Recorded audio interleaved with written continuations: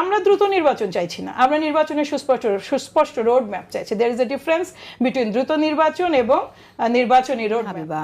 আমরা তো শুনি যে অনেক সময় রাজনীতিবিদরা বলেন যে প্রতিবেশী বদলানো যায় না, কিন্তু প্রতিবেশীর সাথে সম্পর্ক কী রকম হবে সেটা তো বদলানো যায়।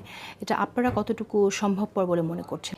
প্রতিবেশী বদলানো যায় না এটা যেমন সত্যি, তেমনি আমার ফরেন পলিসি কী হবে সেটা কিন্তু ডিফাইন করার দায়িত্বটা আমার। ফলে ওখানে আমার স্কোপ আছে কাজ করার, এবং প্রতিবেশীর সাথে কিন্তু অতিতিক্ত সম্পর্ক কিংবা যুদ্ধাবস্থাও কোনো কাম্য কিছু নয় কোনো দেশের জন্যই। কাজেই এই সম্পর্কটাকে স্বাভাবিক করে আনতে হবে। কিভাবে করা যাবে, প্রসেসটা কতখানি লেংদি, সেগুলো পরবর্তী বিষয়, কিন্তু সমমর্যাদার ভিত্তিতে আমাদের নিজস্ব সার্বভৌমত্ব এবং মর্যাদা অক্ষুণ্ণ রেখে যেটা বাংলাদেশের মানে জনগণের চাওয়া, যেই চাওয়াটা বেসিক্যালি 5ই আগস্ট খুব স্পষ্ট হয়েছে সমগ্র দেশের মানুষের এক ধরনের মানে কি বলবো, আসলে বাংলাদেশের মানুষ তো রিজেক্ট করেছিল এই দেশের মাফিয়া সরকারকে।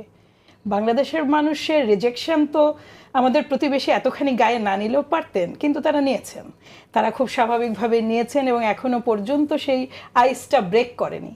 কিন্তু আইস ব্রেকিংয়ের একটা চেষ্টা আমরা দেখেছি আমাদের ইন্টারিম গভর্নমেন্টের পক্ষ থেকেও আছে, এবং বিএনপির পক্ষ শুধু নয়, আমার ধারণা এটা সবার পক্ষ থেকেই আছে। আমরা একটা শুনেছিলাম যে ভারতের পক্ষ থেকে একটা কথা শুনেছিলাম যে তারা নির্বাচিত সরকারের সাথে কাজ করতে চায়। তো এটা ঠিক কেন বলেছিল, আপনার কি মনে হয়? আপনার কোনো তথ্য আছে কিনা আপনার কাছে?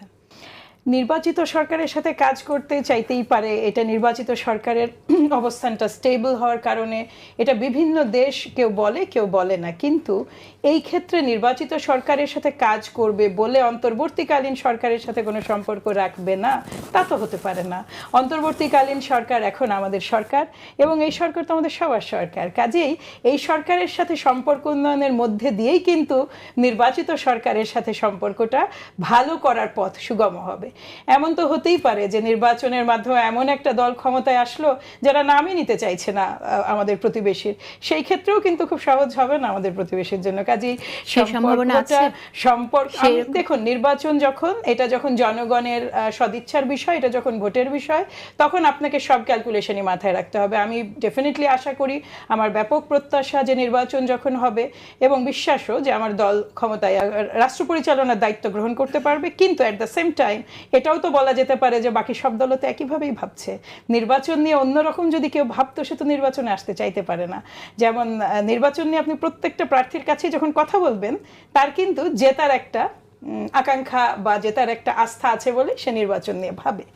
এইখানে আমার আস্থা আছে, কিন্তু অ্যাট দ্য সেম টাইম আমি জানি যে আমার পাশে যারা বসবেন ভিন্ন দল থেকে, যারা নির্বাচনে সমানভাবে দ্রুত নির্বাচন চাইছেন না, আমরা দ্রুত নির্বাচন চাইছি না, আমরা নির্বাচনের সুস্পষ্ট রোড ম্যাপ চাইছি। There is a difference between দ্রুত নির্বাচন এবং নির্বাচনী রোড ম্যাপ। দেখুন, নির্বাচন যদি আপনি 6 মাস পরে দেন, সেটারও কিন্তু কিছু ফর্মালিটিস আছে, সেখানে আপনাকে ক্লিয়ার হতে হবে। এবং আরেকটা জিনিস হচ্ছে যে সরকারি তো চারটা এজেন্ডা নিয়ে তারা মূলত আমি মনে করি ক্ষমতা এসে, এবং বাকি সবাই একভাবে আমার সাথে এই বিষয়টা অন্তত একমত হবেন।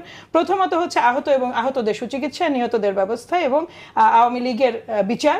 তৃতীয়ত হচ্ছে সংস্কার, এবং চতুর্থত নির্বাচন। দেখুন, কোনোটাই তো সাংঘর্ষিক নয়, একটা রোডম্যাপ থাকতে হবে। আপনি কিন্তু ডিসেম্বর থেকে জুনে চলে গেছেন, জুন থেকে কিন্তু সম্ভাবনা আছে যে আপনি হয়তো আরও সামনের দিকে যাওয়ার সুযোগ আছে। এরই মধ্যে বেশ কিছু বিতর্কিত ঘটনা, কিংবা আমি বলবো যে এমন বহু কিছুতে সরকার ইনভলভ হচ্ছেন যেটার বিষয় তারা নিজেরাই পরিষ্কার করছেন না।